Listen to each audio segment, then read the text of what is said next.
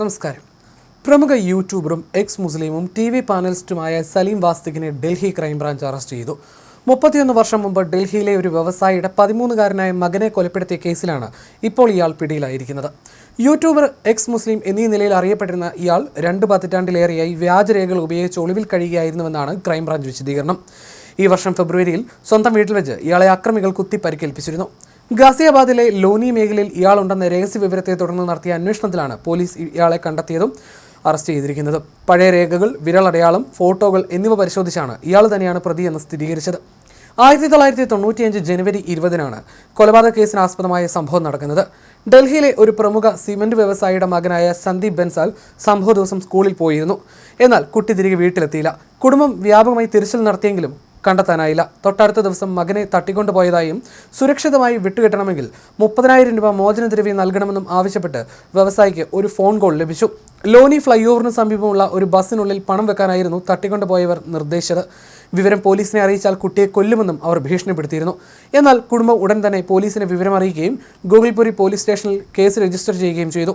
അന്വേഷണത്തിനിടയിൽ master G എന്ന് വിളിക്കുന്ന ഉയരമുള്ള ഒരാളോടൊപ്പം കുട്ടി ഓട്ടോറിക്ഷയിൽ പോകുന്നത് കണ്ടതായി വ്യവസായിയുടെ അയൽവാസി മൊഴി നൽകി. ഈ സൂചനയുടെ അടിസ്ഥാനത്തിൽ നടത്തിയ അന്വേഷണം അന്ന് ദരിയാഗഞ്ചിലെ രാംജ സ്കൂളിൽ മാർഷൽ ആർട്സ് ഇൻസ്ട്രക്ടറായിരുന്ന ഇപ്പോഴത്തെ സലീം വാസ്തിക്, അന്നത്തെ സലീം ഖാനിലേക്ക് പോലീസ് എത്തി. തുടർന്ന് ഇയാൾ കുറ്റം സമ്മതിക്കുകയും മുസ്തഫാബാദിലെ ഒരു ഓടയിൽ ഉപേക്ഷിച്ച കുട്ടിയുടെ മൃതദേഹം കണ്ടെത്താൻ പോലീസിനെ സഹായിക്കുകയും ചെയ്തു. തട്ടിക്കൊണ്ടുപോകലും കൊലപാതകം ആസൂത്രണം ചെയ്യുന്നതിലും മോചനദ്രവ്യത്തിനായി ഫോൺ വിളിക്കുന്നതിലും പ്രധാന പങ്ക് വഹിച്ച തന്റെ കൂട്ടാളി അനിൽ എന്നയാളുടെ പേരും വാസ്തിക് വെളിപ്പെടുത്തിയിരുന്നു. താമസിയാതെ അനിലും അറസ്റ്റിലായി. കുട്ടിയുടെ school bag, tiffin box, watch എന്നിവയും പോലീസ് അന്ന് കണ്ടെടുത്തു. ഇവ കോടതിയിൽ തെളിവായി ഹാജരാക്കുകയും ചെയ്തു. 1997 ഓഗസ്റ്റ് 5-ന് കർക്കർദൂമ കോടതി സലീം ഖാനെയും, അതായത് ഇന്നത്തെ സലീം വാസ്തികിനെയും അനിലിനെയും കുറ്റക്കാരെ കണ്ടെത്തുകയും ഇവർക്ക് ജീവപര്യന്തം തടവ് ശിക്ഷ വിധിക്കുകയും ചെയ്തു. ഇരുവരും ഡൽഹി ഹൈക്കോടതിയിൽ അപ്പീൽ നൽകി. 2000 നവംബർ 24-ന് സലീമിന് ഇടക്കാല ജാമ്യം അനുവദിച്ചെങ്കിലും പിന്നീട് ഇയാൾ ഒളിവിൽ പോവുകയും മടങ്ങി വരാതിരിക്കുകയും ചെയ്തു. 2011-ൽ ഡൽഹി ഹൈക്കോടതി ശിക്ഷ ശരിവെച്ചെങ്കിലും അപ്പോഴും ഇയാൾ ഒളിവിലായിരുന്നു. താൻ മരിച്ചുവെന്ന് വരുത്തി തീർത്ത സലീം പിന്നീട് പുതിയൊരു പേരിലായിരുന്നു ജീവിക്കാൻ തുടങ്ങിയത്. സലീം വാസ്തിക്, സലീം അഹമ്മദ് എന്നീ പേരുകളാണ് ഇയാൾ പിന്നീട് സ്വീകരിച്ചത്. പിന്നീടുള്ള 26 വർഷക്കാലം ഹരിയാനയിലെ കർണാൽ, അംബാല തുടങ്ങിയ സ്ഥലങ്ങളിൽ അലൂമിനിയം ഫാബ്രിക്കേഷൻ ജോലി ചെയ്ത് ഒളിവിൽ കഴിയുകയായിരുന്നു ഇയാൾ. പിന്നീട് 2010-ൽ ഗാസിയാബാദിലെ ലോനിയിലേക്ക് താമസം മാറുകയും അവിടെ സ്ത്രീകൾക്കായിട്ടുള്ള വസ്ത്രവ്യാപാര സ്ഥാപനം തുടങ്ങുകയും ചെയ്തു. ഇതിനിടെ ഒരു സാമൂഹ്യ പ്രവർത്തകനായും യൂട്യൂബറായും സലീം സ്വയം അവതരിച്ചു. ഭീകരവാദം, മതം തുടങ്ങിയ വിഷയങ്ങളിൽ സലീം നടത്തിയ വിവാദപരമായ പ്രസ്താവനകളും വീഡിയോകളും ഇയാളെ ചുരുങ്ങിയ കാലം കൊണ്ട് ശ്രദ്ധേയനാക്കി. ഇതിനിടെ സലീമിന്റെ ജീവിതകഥയിൽ ആകൃഷ്ടനായ ഒരു ബോളിവുഡ് നിർമ്മാതാവ് ഇയാളുടെ ജീവിതം സിനിമയാക്കാൻ തീരുമാനിച്ചിരുന്നു. ഈ പ്രൊജക്ടിനായി 15 ലക്ഷം രൂപ അഡ്വാൻസായി സലീമിന് നൽകുകയും ചെയ്തിരുന്നു. എന്നാൽ ഈ സിനിമ യാഥാർത്ഥ്യമാകുന്നതിന് തൊട്ടു മുമ്പാണ് ഇപ്പോൾ ഇയാൾ അറസ്റ്റിലായിരിക്കുന്നത്. ഈ വർഷം ഫെബ്രുവരിയിൽ ഉത്തർപ്രദേശിലെ ഗാസിയാബാദിലുള്ള വീട്ടിൽ വെച്ച് 2 പേർ ചേർന്ന് സലീം വാസ്തികിനെ പലതവണ കുത്തി പരിക്കേൽപ്പിച്ചിരുന്നു. തുടർന്ന് ഗുരുതരാവസ്ഥയിലായ ഇയാളെ അന്ന് ആശുപത്രിയിലും പ്രവേശിപ്പിച്ചു.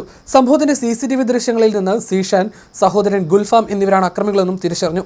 ഇവർ ഇയാളുടെ വീട്ടിൽ അതിക്രമിച്ച് കയറി കത്തി കൊണ്ട് വെട്ടുകയായിരുന്നു. ഏകദേശം 4 മിനിറ്റ് ദൈർഘ്യമുള്ള ദൃശ്യങ്ങളിൽ സലീം തന്റെ സോഫയിലിരുന്ന് മൊബൈൽ വീഡിയോ കാണുന്നത് കാണാം. ഈ സമയത്താണ് കുർത്തയും പൈജാമയും ജാക്കറ്റും ധരിച്ച 2 അക്രമികൾ ഗ്ലാസ് ഡോർ വഴി അകത്തേക്ക് കയറിയത്. നമ്പർ പ്ലേറ്റ് ഇല്ലാത്ത ബൈക്കിലെത്തിയ ഇവർ ഹെൽമെറ്റ് മാറ്റാൻ തയ്യാറായിരുന്നില്ല. അകത്ത് കയറി നിമിഷങ്ങൾക്കകം ഇവർ സലീമിനെ കുത്താൻ തുടങ്ങിയായിരുന്നു. നീ ഞങ്ങളുടെ പ്രവാചകനെ അപമാനിക്കുന്നു, നീ ഞങ്ങളുടെ ദൈവത്തെ അപമാനിക്കുന്നു എന്ന് പറഞ്ഞുകൊണ്ടായിരുന്നു ഇയാളെ ആക്രമിച്ചത്. അന്ന് സലീമിന്റെ കഴുത്തിനും വയറിനും ചെവിക്കും ഗുരുതരമായി പരിക്കേറ്റിരുന്നു. പ്രതികൾ ഇയാളുടെ കഴുത്തിറക്കാനും ശ്രമിച്ചിരുന്നു. നാട്ടുകാരും കുടുംബാംഗങ്ങളും ചേർന്ന് ഉടൻ തന്നെ ഇയാളെ അടുത്തുള്ള ആശുപത്രിയിൽ എത്തിച്ചു. പിന്നീട് കൂടുതൽ ചികിത്സയ്ക്കായി ഡൽഹിയിലെ ഗുരു തേജ് ബഹാദൂർ ആശുപത്രിയിലേക്ക് മാറ്റി. അവിടെ വെച്ചായിരുന്നു ഇയാളുടെ തുടർ ചികിത്സ നടന്നത്. എന്നാൽ 1 ലക്ഷം രൂപ വീതം പ്രതിഫലം പ്രഖ്യാപിച്ചിരുന്ന പ്രതികൾ ഇരുവരും പോലീസുമായിട്ടുള്ള 2 വ്യത്യസ്ത ഏറ്റുമുട്ടലിൽ കൊല്ലപ്പെടുകയായിരുന്നു. പ്രതികളിൽ ഒരാളായ സീഷാൻ മാർച്ച് 1-ന് കൊല്ലപ്പെട്ടപ്പോൾ പരിക്കേറ്റ് ചികിത്സയിലായിരുന്ന ഗുൽഫാം മാർച്ച് 3-നാണ് മരണത്തിന് കീഴടങ്ങിയത്.